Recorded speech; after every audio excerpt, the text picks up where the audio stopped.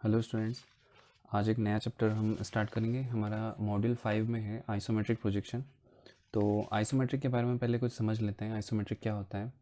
हमने अभी तक जो भी पढ़ा था वो कहलाता है ऑर्थोग्राफिक प्रोजेक्शन। ऑर्थोग्राफिक प्रोजेक्शन में जैसे कि कोई ऑब्जेक्ट है, मान लीजिए हमारे पास ये एक ऑब्जेक्ट है। एक टाइम पे हमें इसका सिर्फ एक ही साइड का व्यू दिखाई देता था। जैसे अभी हम देख रहे हैं, हमें सिर्फ ये वाला व्यू दिखाई दे रहा है, इसको देख रहे हैं हम। फिर हमें अगर इसका दूसरा व्यू चाहिए तो हमें इसके दूसरे साइड में देखना होगा। अभी एक टाइम पे हमें एक ही व्यू, ये वाला व्यू दिखाई दे रहा है।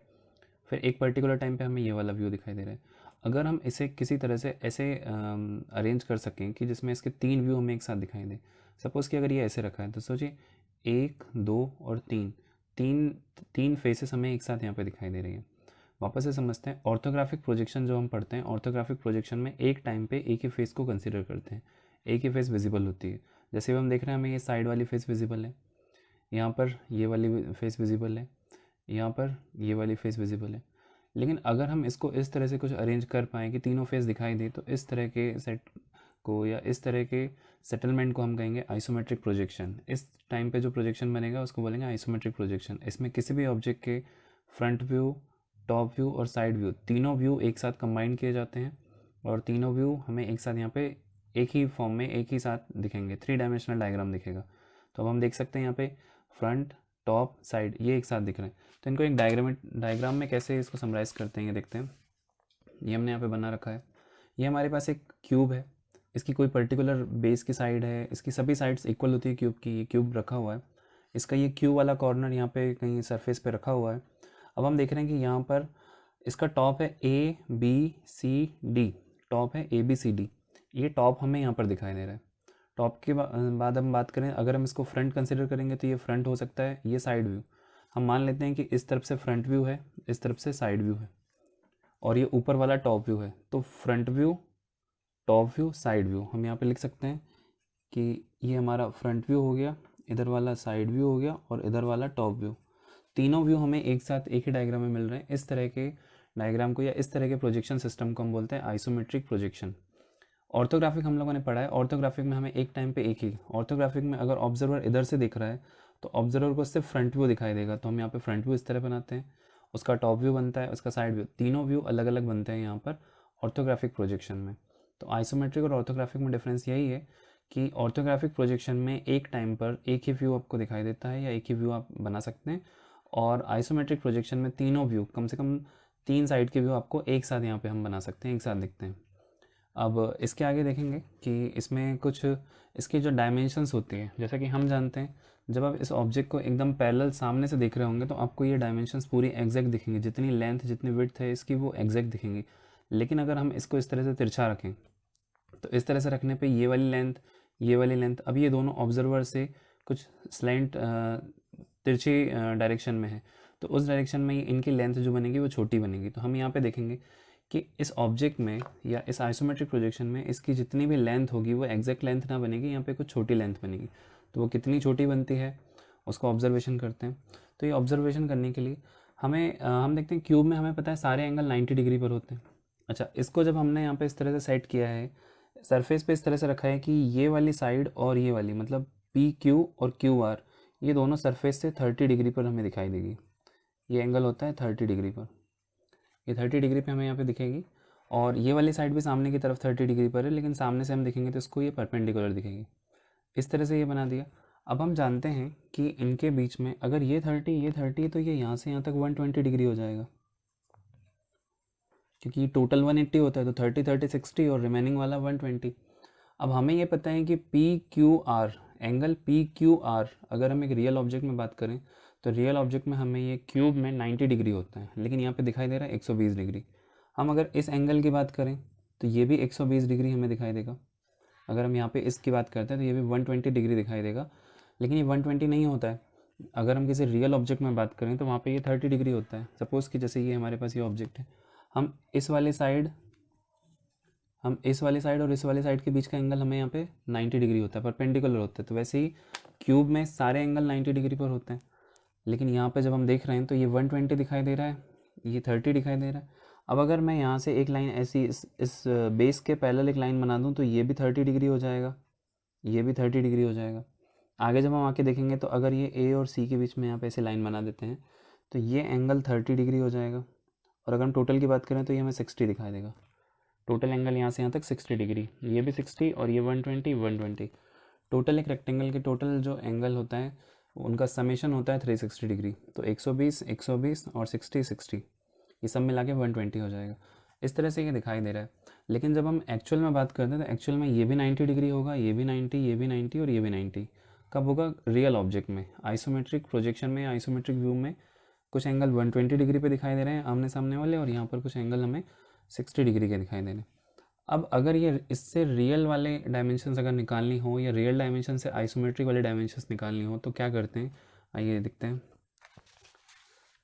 इसी डायग्राम को हमने थोड़ा चेंज कर दिया है, और यहाँ पर अभी ये टॉप वाली फेस को कंसिडर करते हैं, A B C D. Top वाली फेस हमारा जो है यहाँ पे, अगर ये रियल ऑब्जेक्ट की बात करें तो रियल ऑब्जेक्ट में सारे एंगल 90 डिग्री होंगे। तो देखो मैंने इसको यहाँ पर एक अलग से बनाया हुआ है, यही ए बी सी डी को पहले बनाया, ए बी सी डी इसको पहले बनाया है। इसके बाद में मैंने एक दूसरा डायग्राम इसी के साथ बनाया है, ये ए से B dash C D dash A, ये ट्रू वाली फेस बनाएंगे। अब ट्रू वाली फेस कहाँ से आएगी? तो हम जानते हैं कि यहाँ पर टोटल एंगल 90 डिग्री होगा। ये अगर हम यहाँ पे बात करें तो यहाँ पे ये 60 डिग्री हमें दिख रहा है, लेकिन अगर हम रियल की बात करें अभी थोड़ी देर के लिए, अगर ये अंदर वाले को बोल जाएं ए बी सी डी, इस अंदर वाले को बोल जाएं, तो ये जो बाहर वाली साइड है और ये बाहर वाली साइड है, इनके बीच का एंगल 90 डिग्री है। रियल हमें पता है कि टॉप की जो फेस होगी उनके सारे एंगल 90 डिग्री होते हैं क्यूब में। तो हमने क्या किया, यहाँ से जब बात करें ये वाली लाइन से, अगर ये एंगल 30 डिग्री था पहले, जैसे कि यहाँ पे 30 डिग्री है, ये एंगल 30 डिग्री था, तो अभी हमने एक 45 डिग्री एंगल पे लाइन बना दिया यहाँ से इधर आगे की तरफ, और यहाँ पर भी ये इधर वाला एंगल 30 डिग्री था, तो यहाँ से हमने 45 डिग्री इंक्लाइन करके लाइन बना दी, ये दोनों आपस में आके मिल गई। इसी तरह नीचे भी ये 30 था, तो 45 45, तो इस तरह बनाने से ये 45 से 45 मिलकर 90 हो जाएंगे, इनके बीच का एंगल 90 हो जाएगा, इनके बीच का ये बाहर वाली लाइंस के बीच का एंगल भी 90, ये भी 90 आएगा और ये भी 90 आएगा। तो ये वो वाली फेस या वो वाला डायग्राम हो जाएगा, A B dash C D dash, ये वो वाला डायग्राम हो जाएगा जो कि रियल होगा, रियल ऑब्जेक्ट में होगा। और अंदर वाला ए बी सी डी ये हो जाएगा आइसोमेट्रिक डायग्राम या आइसोमेट्रिक व्यू। तो अब इनमें क्या रिलेशन होता है वो निकालते हैं। तो इनके लिए एक छोटा सा कैलकुलेशन हम करके देखेंगे, ज्योमेट्रिकल फॉर्म में ज्योमेट्री लगा के देखेंगे। तो हम सबसे पहले देखते हैं ट्रायंगल ए ओ डी में, triangle A O D, triangle A O D में क्या होगा, A O upon A D, A O upon A D, ये हो जाएगा cos 30। वापस देखते हैं, A O upon A D, ये हो जाएगा cos 30, और इसकी वैल्यू हो जाएगी √3/2। इतना ही हो गया। अच्छा, अगर इसको हम इन्वर्स कर दें, इसको हम पलटा के लिख दें, तो कैसे लिख सकते हैं, इसको इन्वर्स कर दें, इसको लिख सकते हैं A D upon A O equals to 1 upon cos 30 equals to 2 upon √3। हम इसको इस तरह भी लिख सकते हैं। तो ये तो हो गया ट्रायंगल ए ओ डी की बात। अब बात करते हैं ट्रायंगल वहीं पे ए ओ डी डैश, ये वाले जो बाहर की तरफ बना है, रियल वाला बना है, ये तो आइसोमेट्रिक वाला ट्रायंगल हो गया था ए ओ डी। अब रियल वाले ट्रायंगल की बात करते हैं ए ओ डी डैश में, triangle A O D dash, इसमें क्या होता है। अब इसमें भी सेम वही कंडीशन लगा के देखते हैं, A O upon A D dash, A O upon A D dash. अगर ये करते हैं तो ये हो जाएगा cos 45 डिग्री का एंगल, ये हो जाएगा cos 45 की वैल्यू हो जाएगी 1/√2, ये cos 45 की वैल्यू होगी 1/√2। अच्छा, इनको भी इन्वर्स कर देते हैं, तो ये हो जाएगा A D dash upon A O equals to 1 upon cos 45 equals to √2 upon 1, या इसको खाली √2 भी लिख सकते हैं। अच्छा, इसको इक्वेशन 1 मान लेते हैं, इसको इक्वेशन 2 मान लेते हैं। हमारे पास दो इक्वेशन है, इक्वेशन 1 डिवाइड बाय इक्वेशन 2। अभी ये करके देखते हैं, मतलब इस इक्वेशन में इस इक्वेशन का भाग देके देखते हैं, तो क्या होगा, ये हो जाएगा A D upon A O equals to 2/√3, ये हमारी इक्वेशन 1 थी, अपॉन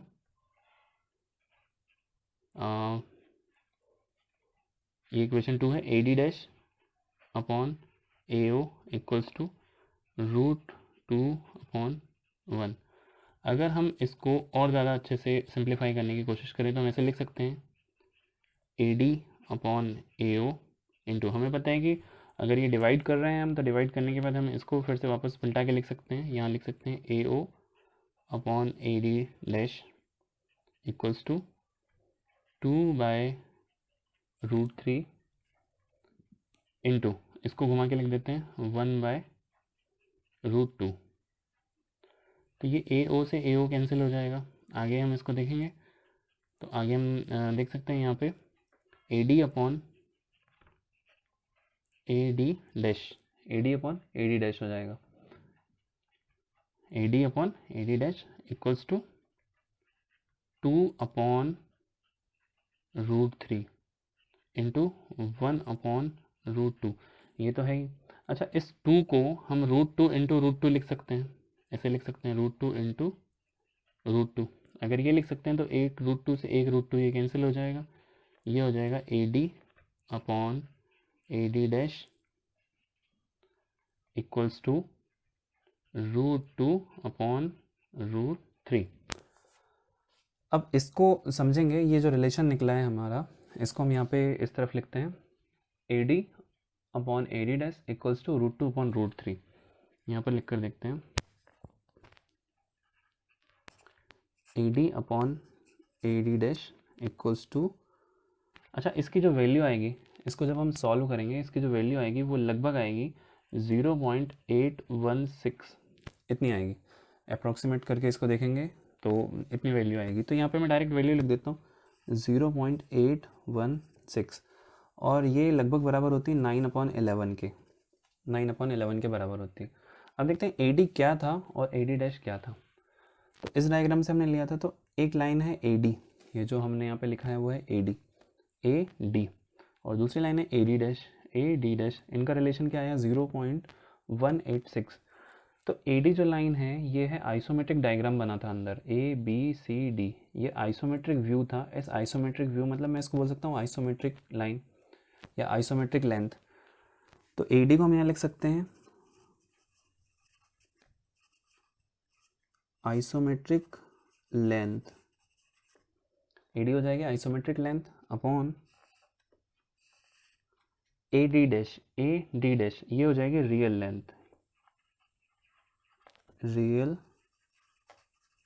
लेंथ, इक्वल्स टू 0.816। इसको अगर और ज़्यादा सिंप्लीफाई करने की कोशिश करें तो मैं इसको ऐसे लिख सकता हूँ, isometric length equals to 0.816 times of real length. अब देखिए ये क्या कहना चाह रहा है, इसको पहले तो मैं यहाँ पे अंडरलाइन कर देता हूँ, हाईलाइट कर लेते हैं, और ये जो कहना चाह रहा है उसको समझते हैं पहले। अब देखो यहाँ पे लिखा हुआ है isometric length equals to 0.816 times of real length. मतलब अगर मुझे इस ऑब्जेक्ट का आइसोमेट्रिक प्रोजेक्शन बनाना है और मुझे यहाँ से यहाँ तक अगर मान लो 1 सेंटीमीटर दिया हुआ है या 5 सेंटीमीटर दिया हुआ है, यहाँ से यहाँ तक की लेंथ 5 सेंटीमीटर दी हुई है, तो जब मैं ये 5 सेंटीमीटर तो रियल लेंथ हो गई, जब मैं इसको आइसोमेट्रिक प्रोजेक्शन में बनाऊंगा या आइसोमेट्रिक बनाऊंगा तो मुझे उसकी आइसोमेट्रिक लेंथ की ज़रूरत पड़ेगी। तो उस आइसोमेट्रिक लेंथ को हम कैसे निकालेंगे, 0.816 इंटू रियल लेंथ, मतलब इसकी जो लेंथ है उससे मल्टीप्लाई करेंगे, तो उन दोनों का जो प्रोडक्ट आएगा वो हमारा आइसोमेट्रिक लेंथ यहाँ पर हो जाएगा। अब सपोज़ यहाँ पे हम एक छोटा सा एग्जांपल लेके देखते हैं, कि अगर सपोज़ आपको दिया हो कोई रियल लेंथ दी हो 10 mm या सेंटीमीटर,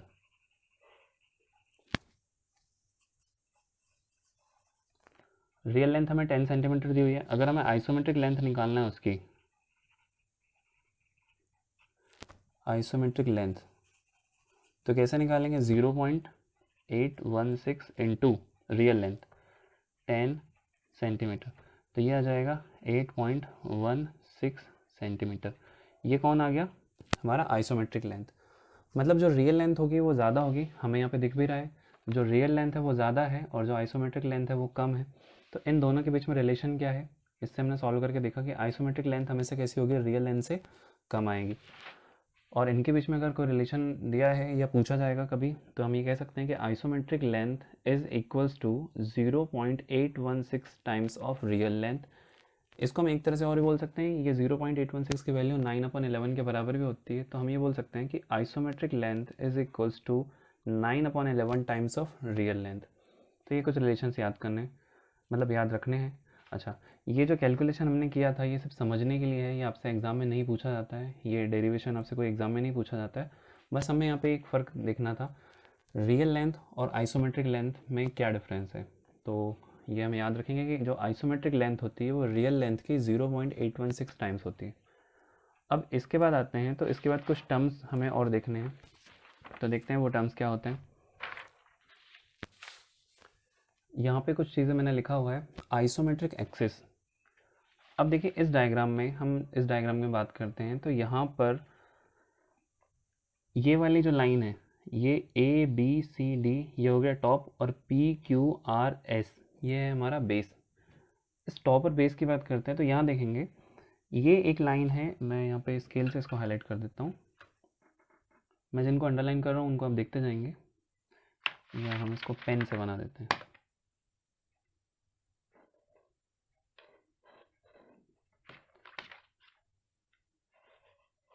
यहाँ से इसको आगे की तरफ बढ़ा दिया, इस लाइन को भी आगे की तरफ बढ़ा दिया, और इस लाइन को भी आगे की तरफ बढ़ा दिया।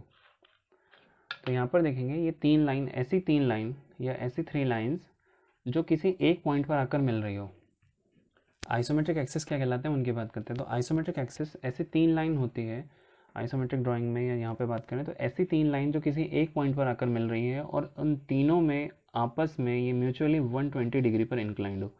हम यहाँ पे इनको देख सकते हैं, ये सब 120 डिग्री पर इंक्लाइंड है आपस में। तो ऐसी तीन लाइन आइसोमेट्रिक एक्सिस की बात करें, ऐसी थ्री लाइंस जो कि एक पॉइंट पे आके मिलती हैं, और उस पॉइंट के अलोंग अगर हम बात करें तो तीनों लाइन जो है वो म्यूचुअली आपस में 120 डिग्री का एंगल बनाती है, ऐसी तीनों लाइन को हम कहते हैं आइसोमेट्रिक एक्सिस। तो ये क्लियर हो गया, यहाँ पे मैंने एक डायग्राम बनाया हुआ है आइसोमेट्रिक एक्सिस।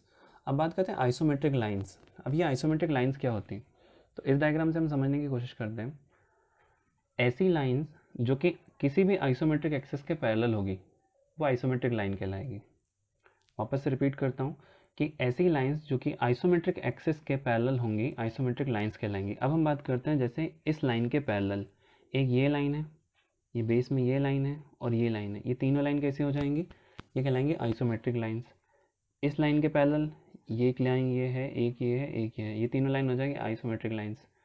हम बात करें इस वाली लाइन के पैरेलल, इस लाइन के पैरेलल, तो ये लाइन है, ये लाइन है, ये लाइन, मतलब इस डायग्राम में जो भी लाइन बनी हुई है, इस क्यूब में जो भी लाइन बनी हुई है, ये किसी ना किसी आइसोमेट्रिक एक्सिस के पैरेलल है, तो वो आइसोमेट्रिक लाइंस, सारी लाइन है यहाँ पर, सारी लाइंस को हम बोल सकते हैं आइसोमेट्रिक लाइंस। ये डेफिनेशन आपको नोट्स में मिल जाएगी। तो ऐसी लाइंस जो कि आइसोमेट्रिक लाइन के पैरेलल होती है वो कहलाएंगी isometric lines, sorry isometric axis के पैरेलल वाली लाइंस आइसोमेट्रिक लाइंस। और नॉन आइसोमेट्रिक लाइंस क्या हो जाएगी, अब जैसे मान लीजिए यहाँ पर कोई ऑब्जेक्ट में कोई ऐसी लाइन है या कुछ इस तरह का ऑब्जेक्ट, कोई भी ऐसी लाइन जो कि इन दोनों या तीनों एक्सिस के पैरेलल नहीं होगी, वो कहलाएगी नॉन आइसोमेट्रिक लाइंस। ऐसी लाइंस जो आइसोमेट्रिक एक्सिस के पैरेलल नहीं है वो कहलाती है नॉन आइसोमेट्रिक लाइंस। आगे दिया हुआ है आइसोमेट्रिक प्लेन्स, ये हमने एक नेक्स्ट पॉइंट है हमारा आइसोमेट्रिक प्लेन। अब देखते हैं आइसोमेट्रिक प्लेन क्या होता है।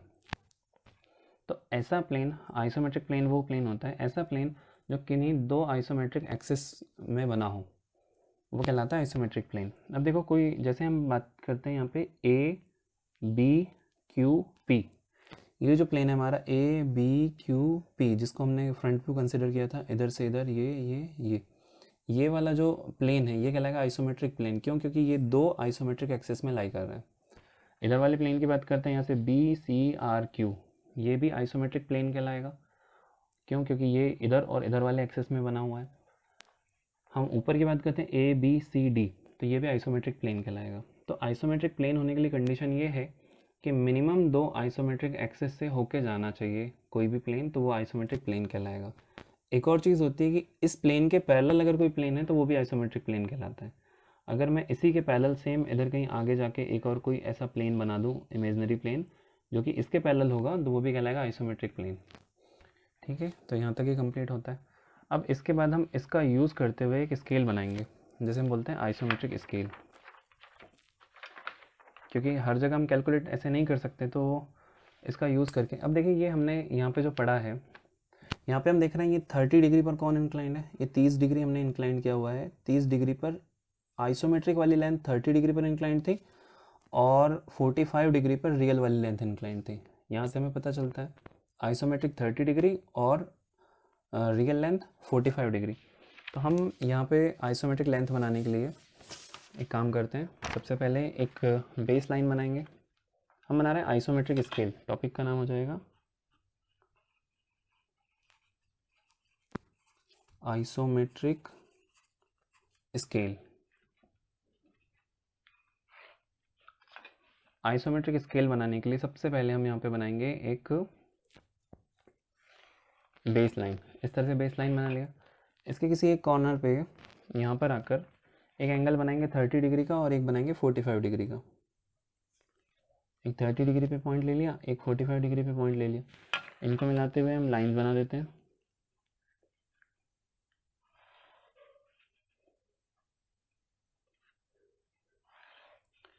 हम बना रहे हैं आइसोमेट्रिक स्केल। तो ये पहली वाली लाइन 30 डिग्री पर इंक्लाइंड है और दूसरी वाली लाइन 45 डिग्री पर इंक्लाइंड है। अब ये करने के बाद हमें पता है कि ये आइसोमेट्रिक स्केल मिलेगा और ये रियल लेंथ, ये आइसोमेट्रिक लेंथ 30 डिग्री पर है और रियल लेंथ 45 डिग्री पर है। तो हम अभी एक काम करते हैं, अभी जनरली इसी स्केल को यहाँ पे प्लॉट कर देते हैं। जो हमारा ये स्केल है ना, इसमें 1-1 सेंटीमीटर पे जो हमने लिया हुआ है, ये ऐसे बना देते हैं इसको।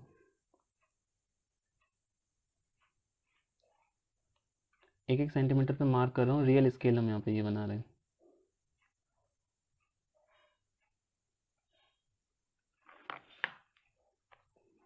ये पॉइंट्स सभी के नाम लिख देंगे हम।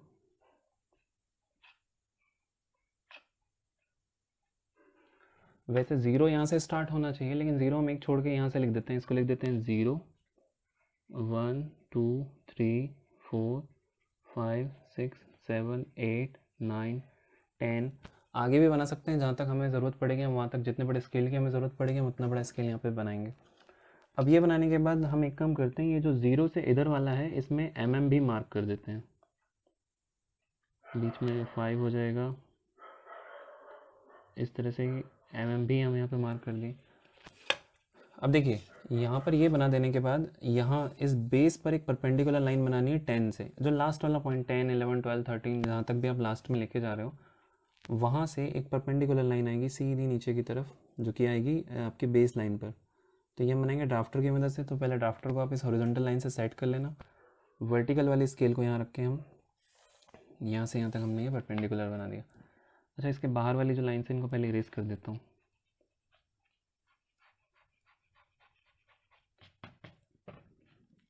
ये हमने इरेज कर दिया। अब ये बनाने के बाद देखते हैं यहाँ पर ये जो परपेंडिकुलर लाइन बनाया है, इस लाइन के पैरेलल आप लाइन बनाते जाएंगे हर एक पॉइंट से। ये 10 वाली लाइन ऊपर से लेके बेस लाइन तक बना दिया, इसके पैरेलल इसको यहाँ 9 तक लेकर गए,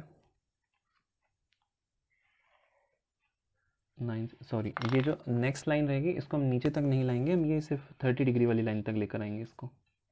पहली वाली लाइन पूरा नीचे तक, दूसरी लाइन यहाँ तक। सभी लाइन परपेंडिकुलर है, सभी लाइन आपस में पैरेलल बनते जाएंगी। फिर 8 से बना दिया, 7 6 5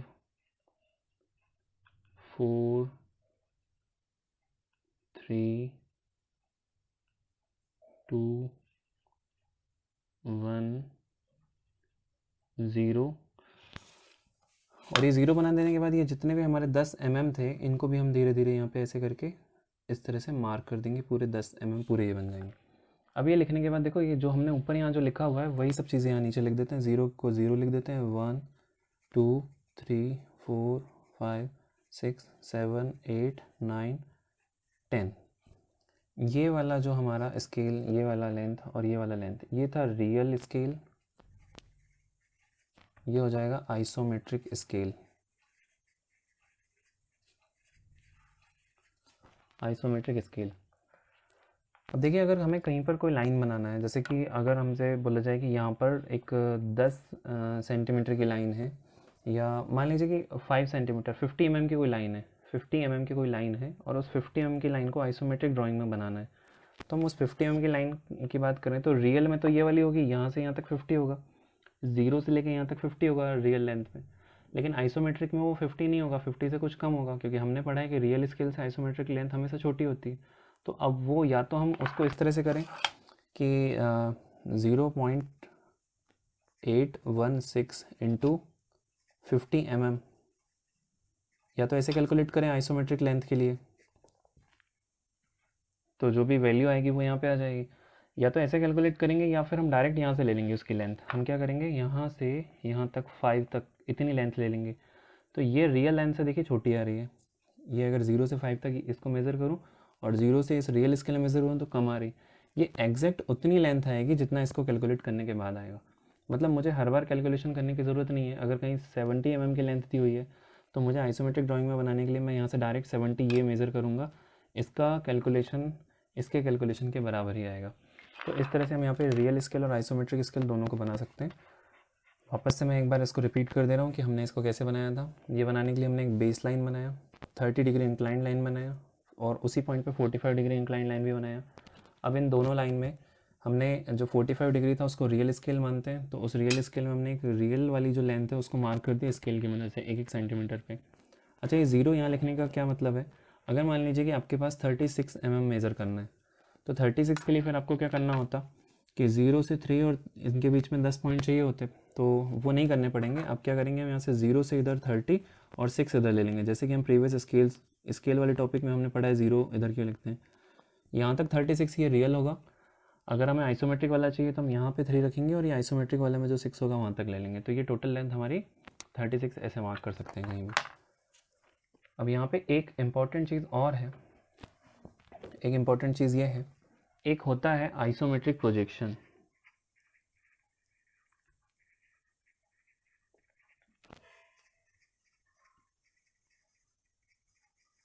एक होता है आइसोमेट्रिक प्रोजेक्शन और दूसरा होता है आइसोमेट्रिक व्यू।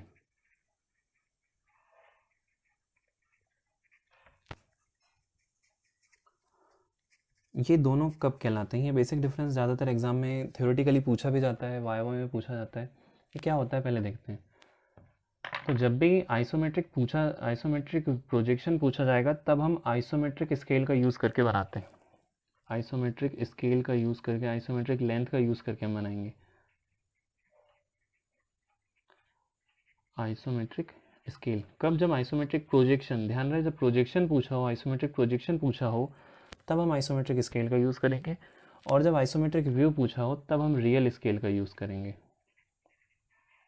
इसका मतलब क्या कि जब भी क्वेश्चन में दिया जाएगा कि ड्रॉ इट्स आइसोमेट्रिक व्यू, जब आइसोमेट्रिक व्यू बनाना होगा तो जितनी लेंथ दी हुई है उतनी लेंथ हम अपने स्केल से डायरेक्ट मेज़र करके बना देंगे। लेकिन अगर क्वेश्चन में गिवन है कि आइसोमेट्रिक प्रोजेक्शन बनाना है, तो आइसोमेट्रिक प्रोजेक्शन बनाने के लिए पहले हमें ये स्केल बनाना पड़ेगा, और इस स्केल से फिर यहाँ से लेंथ मेज़र कर करके, आइसोमेट्रिक स्केल से लेंथ मेज़र कर करके हम उसको अपने डायग्राम में प्लॉट करेंगे या डायग्राम में बनाएंगे। कब बनाएंगे? जब आइसोमेट्रिक प्रोजेक्शन पूछा जाएगा। तो चलिए, अब इन सभी चीज़ों पे ये जो बेसिक्स थे आइसोमेट्रिक प्रोजेक्शन के, इनको ध्यान में रखते हुए अब कुछ क्वेश्चंस करेंगे हम नेक्स्ट लेक्चर में, देखेंगे इनसे रिलेटेड आइसोमेट्रिक प्रोजेक्शन या आइसोमेट्रिक व्यू कैसे बनाते हैं, नेक्स्ट लेक्चर में देखेंगे।